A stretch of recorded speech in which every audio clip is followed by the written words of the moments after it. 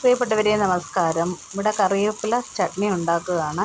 ഇതിന് വേണ്ടുന്ന ചെറിയ ഉള്ളി വേണം, 2-3 കഷ്ണം വെളുത്തുള്ളി വേണം, ഇഞ്ചി വേണം, കറിവേപ്പില, പച്ചമുളക് ഇവയെല്ലാം വഴറ്റിയിട്ട് തക്കാളിക്ക് അരിഞ്ഞ് ചേർത്ത് വഴറ്റിയെടുക്കുക. എന്നിട്ട് മല്ലിപ്പൊടി, മുളക് പൊടി, മഞ്ഞൾപ്പൊടി, ഇച്ചിരി കായപ്പൊടി, സ്വല്പം ഉലുവാപ്പൊടി ഇവയെല്ലാം ചേർത്ത് വഴറ്റിയിട്ട് അതിനകത്തോട്ട് കറിവേപ്പില വറുത്ത് ഊരി പൊടിച്ചുകൂടെ ചേർക്കണം. ആവശ്യത്തിന് പുളിയും ഉപ്പും ചേർത്ത് എടുത്തു കഴിഞ്ഞാൽ നല്ലൊരു ചട്നിയായിട്ട് നമുക്ക് ഉപയോഗിക്കാം. എല്ലാവരും ഇതുണ്ടാക്കി നോക്കണം.